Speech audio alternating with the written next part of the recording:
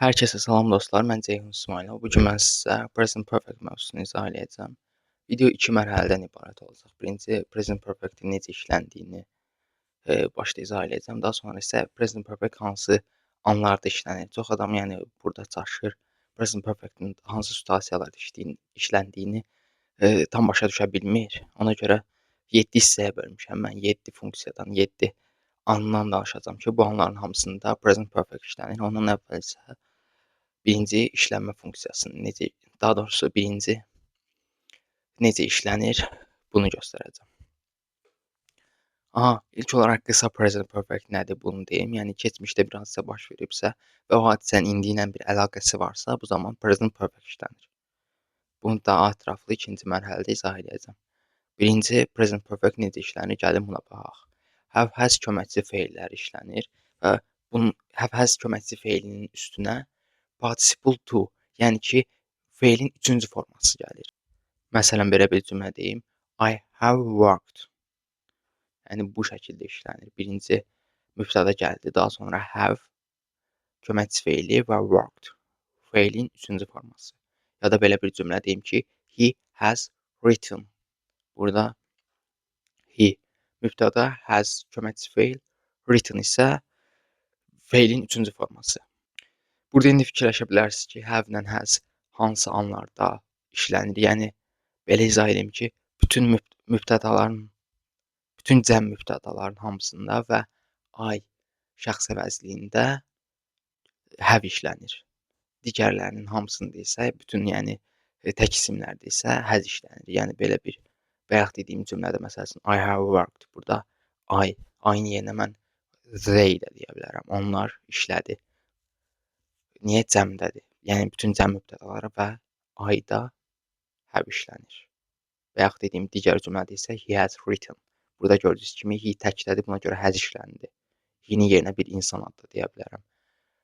Tutaq ki, Turan has written. Bu şəkildə.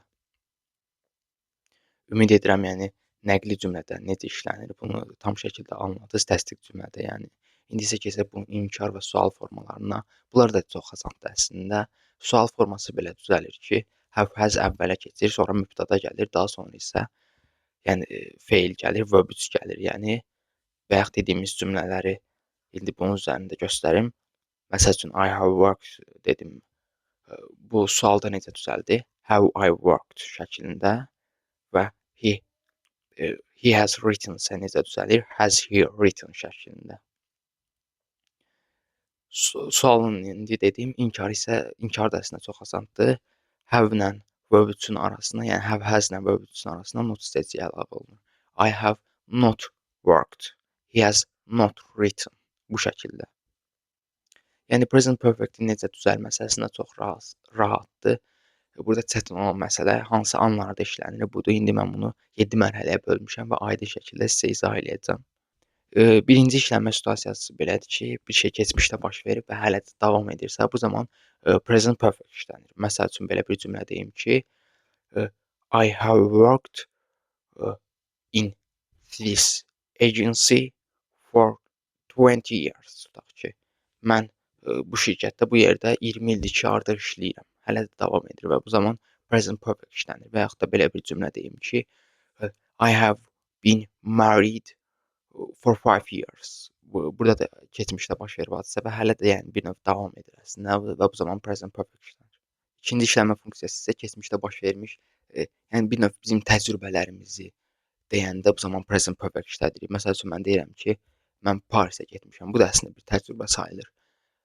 Bunu ingiliscə deyəndə present perfect işlədirəm. Məsəl üçün, I have been to Paris. Mən Parisdə olmuşam. Amma bunu mən past simple-da da işlədə bilərəm. Bu zaman isə hadisənin keçmişdə baş verdiyini bildirmək üçün işlədirəm. Məsəl üçün, hadisə spesifik bir vaxtda baş veribsə və mən bunu demək istəyirəmsə, I went to Paris last week. Keçən həftə mən Parisə getmişəm. Bu zaman past simple işlənir. Digər situasiyalarda isə present perfect işlənir. Üçüncü işlənmə funksiyası isə keçmişdə bir hadisə baş veribsə və indi ilə hələ də əlaqəsi varsa, məsəl üçün, belə bir cümlə deyim ki, I have lost my wallet. Yəni, mən pulqabımı itirmişəm. İndi ilə əlaqəsi nədir ki, mən pulqabımı hələ də hələ də tapa bilmirəm. Bu zaman present perfect işlənmiş olur. Amma tutaq ki, pul qabını mən sonra tapdımsa və yenə o keçmişdə baş vermiş hadisədən danışıramsa, I lost my wallet deyirəm. Çünki indiyə bir önəmi yoxdur artıq onun. Bu zaman past simple işlənir. Digər situasiyalarda isə present perfect işlənir. Dördüncü işlənmə funksiyası isə hərəkətin tutaq ki, keçmişdə bir hərəkət baş verir və bu neçə dəfə təkrarlanıbsa, bu zaman present perfect işlənir.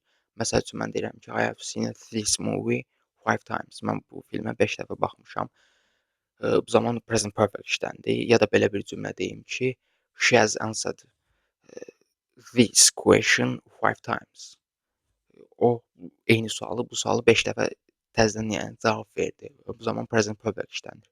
Beşinci işlənmə funksiyası isə belədir ki, hadisə bir periodda baş verirsə və o period hələ də bitməyibsə, amma keçmişdə baş verir. Məsəl üçün belə bir cümlə deyim ki, tutaq ki, bu ildən söhbət gedir. 2026-cı ildə mən deyirəm ki, ya da 2025-ci ildir. 2025-in tutaq ki, dekabrıdır. İl hələ də bitməyib. Mən deyirəm ki, it has rained a lot this year. Bu il çoxlu yəni yağış yağdı. Bunu niyə mən present perfect işlədirəm? İl hələ də bitmədiyi üçün. Yəni period hələ də davam edir. Ya da deyirəm ki, this week has been very hectic. Yəni bu həftə çox bir də məşğul olduq da biz, yorucu keçdi bizim üçün.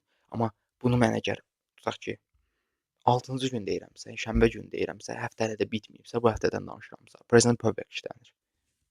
Ya da məsələn belə bir cümlə deyim ki, I haven't seen him today. Mən onu bu gün görməmişəm.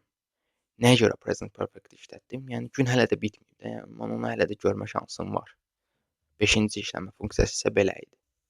6-cı işlənmə funksiyası isə bir hadisə əgər az əvvəl baş verilirsə, yəni tutaq ki, 5 dəqiqə əvvəl, 1 dəqiqə əvvəl bir hadisə baş verdi və bu zaman mən present perfect işlədirəm. Tutaq ki, biri gəlib məndən soruşur ki, sən o işçini gördün, o qızı gördün. Mən deyirəm ki, I have just seen her.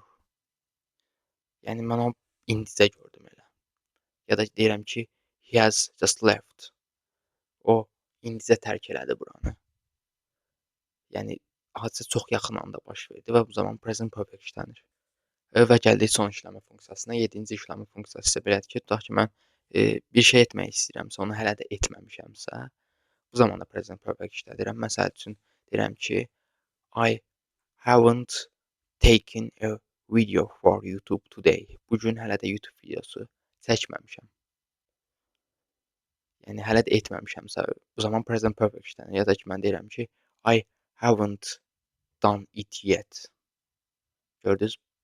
Yet işləndi. Yəni hələ də deməkdir. Burada mən hələ də etməmişəm onu. I haven't called him yet. Ona hələ də zəng eləməmişəm mən. Bu situasiyalarda isə yenə də present perfect işlənir. Yəni present perfect-in bütün işləmə funksiyalarını dedim. Düşünürəm ki, yəni yaxşı şəkildə anladınız. Əgər anlamadınızsa, şərh bölməsində anlamadığınız hissələri yazsaz, mən sizə orada da bunu izah edə bilərəm. Bəli, video bu qədər idi. Əgər videomu bəyəndinizsə, like atmağı və kanalıma abunə olmağı unutmayın. Növbəti videolarda görüşənədək.